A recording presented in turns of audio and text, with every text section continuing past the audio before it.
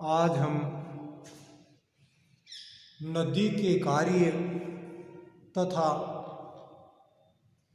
इसके द्वारा बनी स्थलाकृतियों के बारे में अध्ययन करेंगे। इससे पहले वाले वीडियो में आपको हमने हवा के कार्य, उससे बनी स्थलाकृतियाँ, लहरों के कार्य, महासागरीय लहरों के कार्य, उनसे बनी स्थलाकृतियाँ, काष्ठ प्रदेश और चूने के प्रदेशों में बनी हुई स्थलाकृतियाँ तथा हिमानी या हिमनद से बनी स्थलाकृतियों के बारे में आपको बताया। आज नदी के क्या कार्य हैं और नदी से बनी कौन कौन सी स्थलाकृतियाँ हैं उनके बारे में अध्ययन करेंगे। तो सबसे पहले तो अपन बताएं कि बहते हुए जल को अपन नदी के रूप में मानते हैं और नदियाँ जितना ज़्यादा ढाल होगा तथा उसमें पानी की मात्रा जितनी ज़्यादा होगी और ढाल की मात्रा जितनी ज़्यादा होगी उतना ही तेज गति से अपर्दन होता है। इस नदी के अपर्दन में उस क्षेत्र की संरचना के अलावा उस क्षेत्र का ढाल, उस क्षेत्र में या उस नदी में पानी की मात्रा, उसका वेग, ये सारी चीज़ें अपर्दन को प्रभावित करती हैं। अगर चट्टानों की संरचना मुलायम होगी, नदी में पानी की मात्रा ज़्यादा होगी, ढाल की मात्रा ज़्यादा होगी, वेग ज़्यादा होगा तो अपर्दन की क्रियाएं तेज गति से होती हैं। तथा अगर पानी की मात्रा कम हो, ढाल कम हो तो ये अपर्दन की क्रियाएं धीमी गति से कार्य करती हैं। आपको ध्यान होगा कि सबसे पहले नदी 3 तरह के कार्य करती है। सबसे पहले अपर्दन करती है, अपर्दन के बाद में उसको एक स्थान से दूसरे स्थान पर ले जाती है, परिवहन कहते हैं उसको। तथा तीसरा, जब नदी में पानी की मात्रा भी कम हो जाती है, ढाल की भी कम हो जाती है तथा आगे उस कंकड़ पत्थर बजरी को ले जाने की क्षमता समाप्त हो जाती है तो वहीं पे उसका जमाव शुरू हो जाता है। उस जमाव को निक्षेपण के नाम से अपन जानते हैं।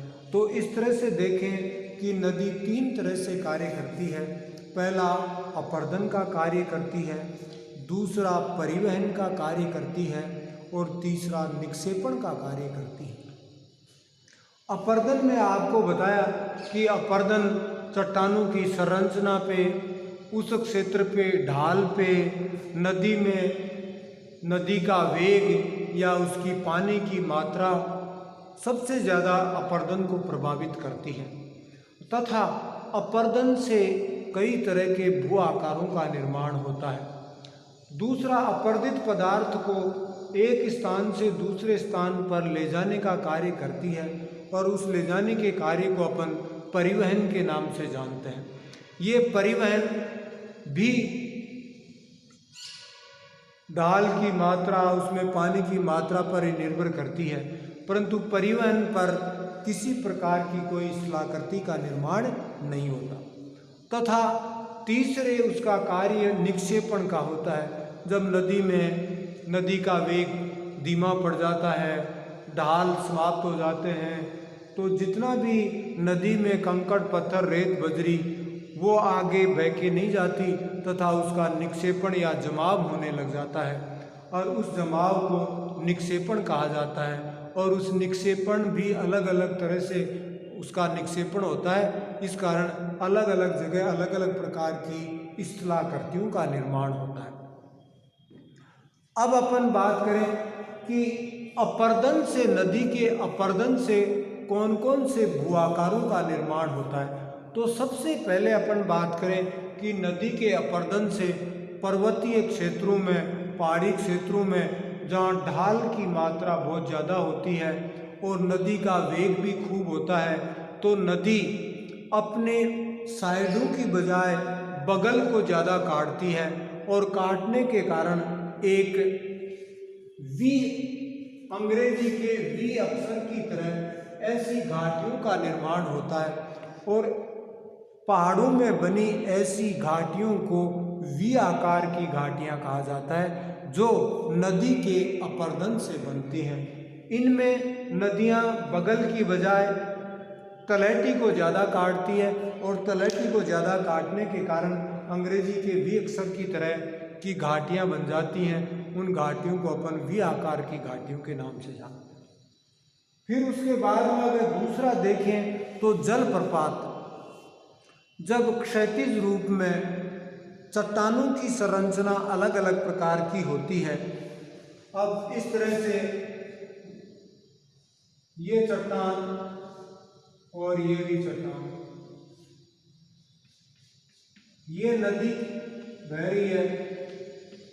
अगर ये कठोर चट्टान है और ये मुलायम चट्टान है, मुलायम, तो धीरे धीरे नदी के अपर्दन से ये चट्टान यूं कटती जाएगी और कट के इस तरह से एक दिन आएगा कि ये अधिकांश कट जाती है और ये नदी अब एकदम से ढाल की तरफ यूं ऐसे गिरती दिखाई देती है। तो ऐसे गिरने वाली ऐसी चीज़ों को अपन जलप्रपात के नाम से जानते हैं। और ये क्षैतिज रूप में चट्टानों की संरचना में अंतर होने के कारण ऐसे जलप्रपातों का निर्माण होता है। और जलप्रपात का मतलब पानी ऊपर से गिरता है, तो ये कठोर चट्टान है, ये कटती नहीं है और मुलायम चट्टानें आगे से कट जाती हैं। तो इस तरह की जो आकृति बनती है, इस तरह की आकृति को जलप्रपात के नाम से जानते हैं। तीसरी अगर अपन बात करें तो उसमें भी चट्टानों की संरचना पर ही निर्भर करती है। और चट्टानों की संरचना के कारण इस तरह से सीढ़ी नुमा आकृति में नदी बहती है। तो इस सीढ़ी नुमा आकृति को ये नदी, और इस तरह से ये सीढ़ी नुमा आकृति में जब नदी बहती है तो ऐसी आकृतियों को नदीय सोपान या वेदिका के नाम से जानते हैं।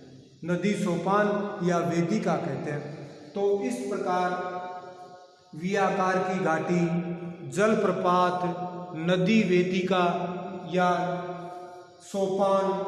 फिर अगर नदी जब मैदानी क्षेत्रों में बहती है, पहाड़ी क्षेत्रों में तीव्र ढाल के कारण सीधी बहती है, मैदानों में नदी मैदानी क्षेत्रों में बहने लग जाती है तो ढाल की मात्रा भी कम हो जाती है तथा उसमें पानी की मात्रा भी कम होने लग जाती है।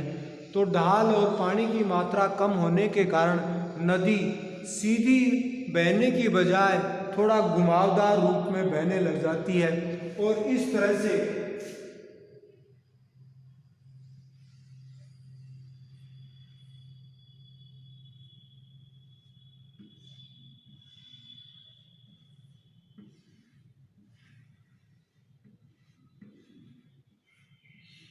ऐसी आकृति में बहने लग जाती है।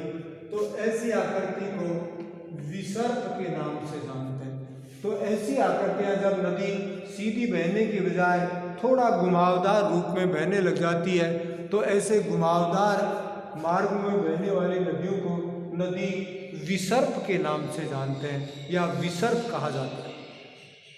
इसके अलावा आगे बात करें, जब नदियां पर्वतीय क्षेत्रों को धीरे धीरे काट के लगभग समतल सी कर देती हैं और अधिकांश चट्टानें कट कट के वो मैदानी क्षेत्र के रूप में परिवर्तित हो जाती है तथा एक समतल प्राय मैदान बदल जाता है, ऐसी आकृतियों को समप्राय मैदान के नाम से जानते हैं। जैसे ये इस तरह से कोई पहाड़ है, अब धीरे धीरे नदी के द्वारा इसका अपर्दन होता रहता है और ये कट कट के आखिर एक समय बाद इस तरह की आकृति बन जाती है। और ये आकृति, ऐसे आकृति को समप्राय मैदान कहा जाता है। जब धीरे धीरे कटती कटती इस तरह से एक थोड़ी सी समतल प्राय आकृति में परिवर्तित हो जाती है, तो ऐसे मैदानों को संप्राय मैदान के नाम से जानते हैं। इसके अलावा बात करें, जब नदी मैदानी क्षेत्रों में बहती है तो मैदानी क्षेत्रों में लंबे चौड़े क्षेत्र में उसका पानी फैल जाता है और पानी फैलने के कारण एक अलग प्रकार का मैदान सा बन जाता है। ऐसे मैदानों को बाढ़ का मैदान कहा जाता है। इसके अलावा जब नदी में विसर्ग के बाद में अगर पानी की मात्रा बढ़ जाती है तो नदी इस तरह से अपना मार्ग सीधा वापस कर लेती है और सीधी बहने लग जाती है तथा इन जगह पानी भर जाता है और ये पानी की छोटी छोटी झीलें उनको छाड़न या गोखुर झीलों के नाम से जाना जाता है। इस प्रकार छाड़न या गोखुर झील भी नदी के अपर्दन से बने भूआकारों के अंतर्गत आते हैं। इस प्रकार आपने को बताया कि नदी के अपर्दन से वी आकार की घाटी, जलप्रपात, नदी सोपान या वेदिकाएं, नदी विसर्प, संप्राय के मैदान, बाढ़ के मैदान, गोखुर या छाड़न झीलें आदि ये सारे नदी अपर्दन से बने भू आकारों के अंतर्गत आते हैं। इसके बाद में अगर अपन बात करें कि नदी निक्षेपण से कौन से भू आकार बनते हैं, तो उसमें देखें तो सबसे पहले जलोढ़ पंख या जलोढ़ शंकु। जब नदी पहाड़ों से मैदानी क्षेत्रों में प्रवेश करती है तो उसके साथ कंकड़, पत्थर, बजरी, बहुत सारा मलबा पहाड़ों की तलहटी में आता है और वो मलबा अधिकांशतः मोटे मोटे पत्थर, बजरी उसमें जमने लग जाता है तथा उनके अंदर से पानी बहने लगता है। तो ऐसे कंकड़ पत्थर के मैदानों को अपन जलोढ़ पंख के नाम से जानते हैं। कहीं कहीं टीले से बन जाते हैं, कंकड़ पत्थर का ढेर सा हो जाता है, उनको जलोढ़ शंकु भी कहा जाता है। तो जलोढ़ पंख या जलोढ़ शंकु, पंख की आकृति के रूप में कंकड़ पत्थर जमा हो जाते हैं और पहाड़ों की तलहटी में, तो ऐसी आकृतियों को अपन जलोढ़ पंख या जलोढ़ शंकु के नाम से जानते हैं। उसके बाद में अगर बात करें तो नदी जब मैदानी क्षेत्रों में जाती है तो नदी के साथ जो भी छोटे मोटे बजरी, रेत, कंकड़ या कोई छोटी मोटी अन्य चीज़ें होती हैं वो किनारों की तरफ जाके जमा हो जाती हैं तथा नदी के दोनों तरफ एक दीवार सी बन जाती है और बीच से पानी बहता रहता है। तो नदी के दोनों तरफ बनी ऐसी दीवारों को तटबांध के नाम से जानते हैं। वो ऐसी दीवारों को अपन तटबांध, अब नदी के दोनों तरफ यूँ जाएं और इस तरह से ये नदी बह रही है और दोनों तरफ दीवार सी बन जाती है पानी की, तो ऐसी आली आकृति को अपन तटबांध के नाम से जानते हैं। इसके बाद में अगर बात करें अपन तो नदी में बाढ़ के कारण पूरे मैदानी क्षेत्रों में पानी फैल जाता है तथा उसके साथ जो भी कंकड़, पत्थर, बजरी बहती है वो प्लेन रूप में निक्षेपित हो जाती है। तो ऐसे मैदानों को बाढ़ के मैदान भी कहा जाता है। तथा लास्ट में जब नदी समुद्र में गिरती है और गिरने से पहले कई भागों में बढ़ जाती है तथा एक अंग्रेजी के त्रिभुजाकार मैदान का निर्माण करती है। ऐसे त्रिभुजाकार मैदानों को भूगोल में डेल्टा के नाम से जानते हैं। तो लास्ट में डेल्टा, जैसे ये समुद्र, ये नदी,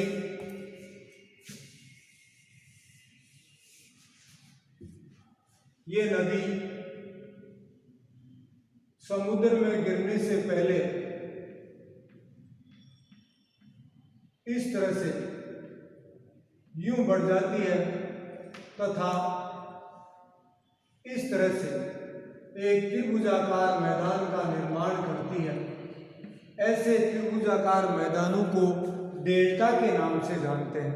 तो इस प्रकार अपन देखें तो नदी के निक्षेपण से भी जलोढ़ पंख, जलोढ़ शंकु, तटबांध, बाढ़ के मैदान, डेल्टा, ये सारे नदी के निक्षेपण से बने भू आकार हैं। इस प्रकार आज नदी के क्या कार्य हैं, नदी किसे कहते हैं, नदियाँ के अपर्दन को कौन कौन से कारक प्रभावित करते हैं, नदी अपर्दन से कौन कौन से भूआकारों का निर्माण होता है और नदी के निक्षेपण से कौन कौन से भूआकारों का निर्माण होता है, इसके बारे में आज आपको हमने वीडियो के माध्यम से ये जानकारी दी।